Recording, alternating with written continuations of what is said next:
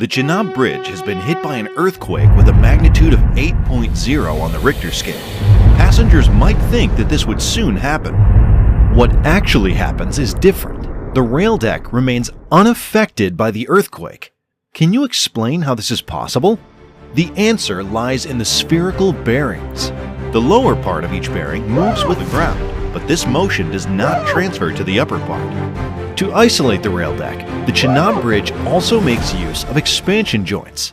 The way expansion joints work is a feast for the eyes. The movement of the box-shaped rubber structure makes this functioning possible. To understand why this bridge is safe, even in seismic zone 5 area, let's take a cross-section of its foundation. You can see a lot of interesting stuff here. This was the shape of the mountain before the construction work started here.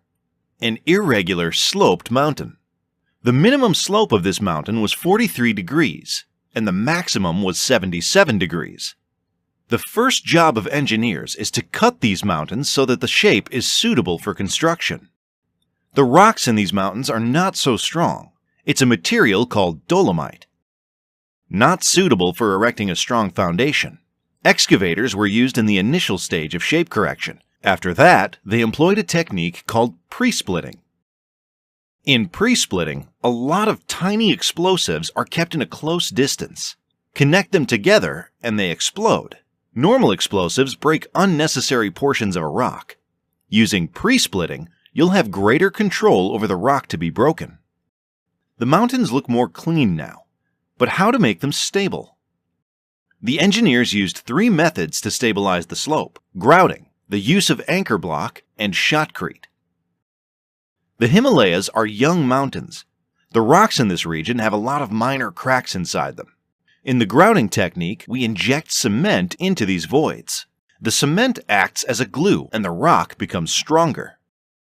You might have seen a lot of strange-looking blocks in construction photographs of Chenab Bridge. This is a smart slope stabilization technique called anchor block stabilization. In this method, the workers make holes on the slope. After that, they insert a special rod with a lot of tendons in it. In this project, they used divvy-dag tie rods. Now it's time for grouting. Once the grout is hardened, a block is kept on the rod. Now comes the use of a powerful hydraulic jack. The hydraulic jack pulls and keeps the steel tendon in extreme tension.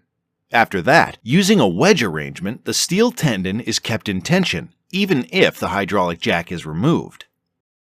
Now, can you predict the force produced by the concrete block? The steel tendon in tension wants to reduce its length, but the block is not allowing that. This means the concrete block will press the slope inward. This compressive force will greatly increase the stability of the slope. Their next technique is shotcrete. Using this special machine, concrete is sprayed on the mountain rocks. This technique increases the stability of the mountain further. Now, the mountain is ready to support the heavy steel material. Next, they prepare the concrete foundation so that the steel piers of the bridge can be erected on it. Erection of the steel piers is done in a rather straightforward way. But how to erect the arch? No crane in the world will be able to do this task. That's why the engineers first erected the longest cable crane tower in the world, with a span of 915 meters. This cable crane is capable of lifting up to 35 tons. All the structural elements needed for the bridge were transported via these cables. Each arch segment is made up of box sections of 10 to 12 meters length. The different elements of the arch were connected together mainly using nuts and bolts. More than 600,000 of nuts and bolts were required for this work. The arch construction is progressing in a step-by-step manner. During all these processes, you can see cable stays supporting both halves of arches from the steel pier.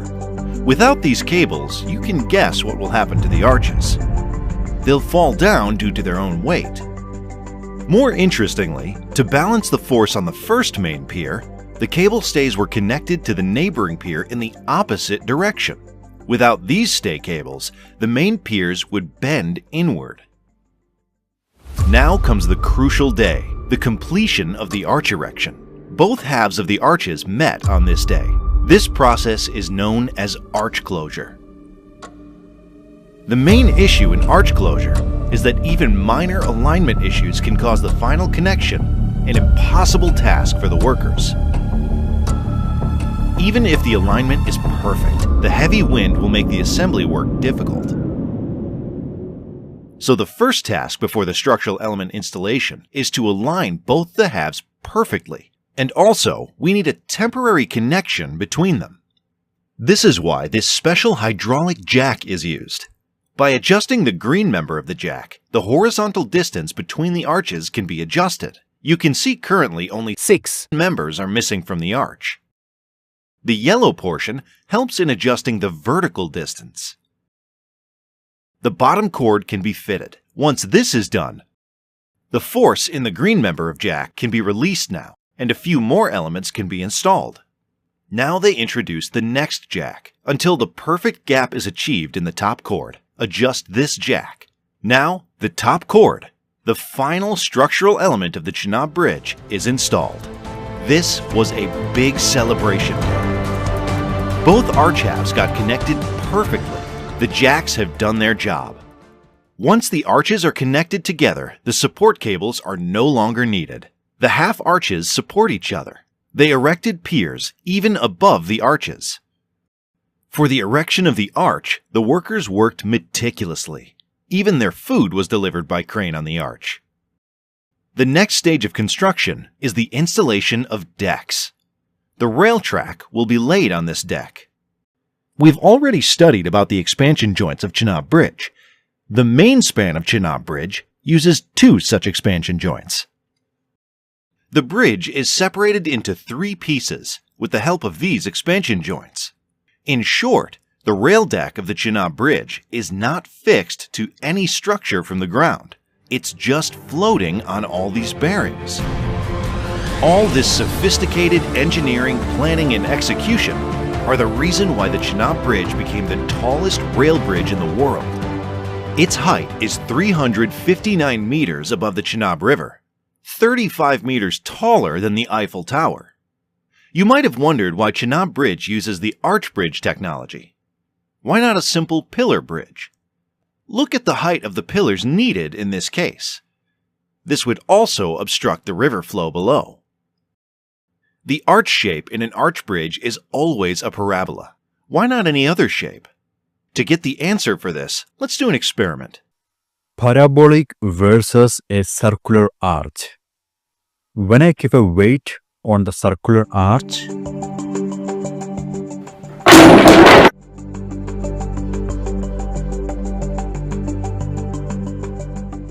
now let's keep the same weight on the parabolic arch. Wow, it is carrying the weight easily. Let's add one more weight. Perfect. It is even carrying an extra weight. So parabolic arch is obviously a super strong shape. Now it's time to prove logically why parabolic arch is the best self-supporting structure. Let's tie a gigantic chain across the mountains of the Chenab.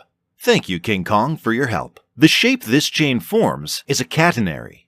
However, for simplification, we can approximate this shape as a parabola. Even if you try to hold it in some other shape, it won't stay there.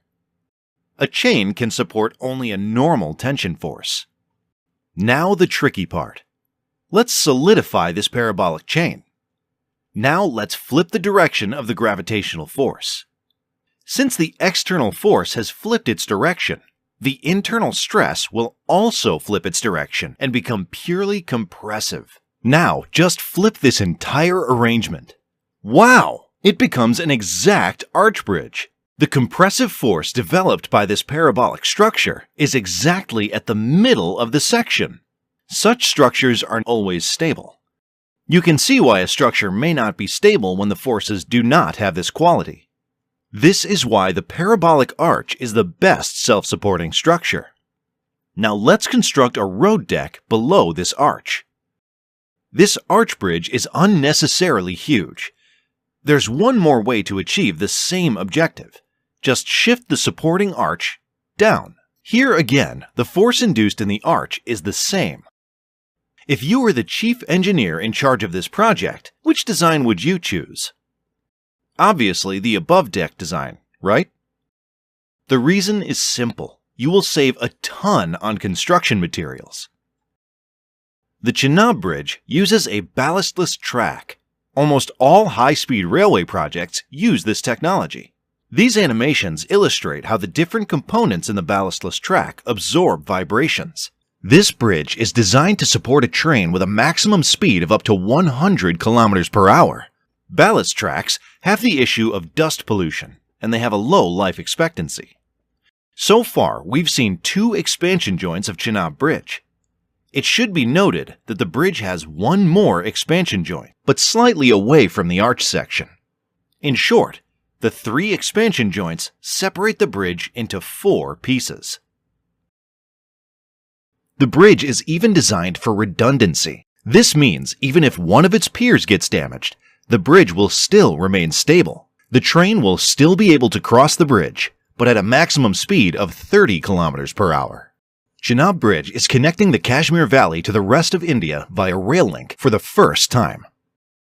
Huge mountains, weak rock, inaccessible terrain, heavy wind, and earthquake-prone area. Chenab Bridge project overcame all these hurdles and became the tallest rail bridge in the world. Hats off to the engineers behind this project for their brilliant design and meticulous execution. Before you leave this video, please subscribe to this channel, and if you truly want to support us, please check out our Patreon page and pledge your support. Take care. Bye-bye.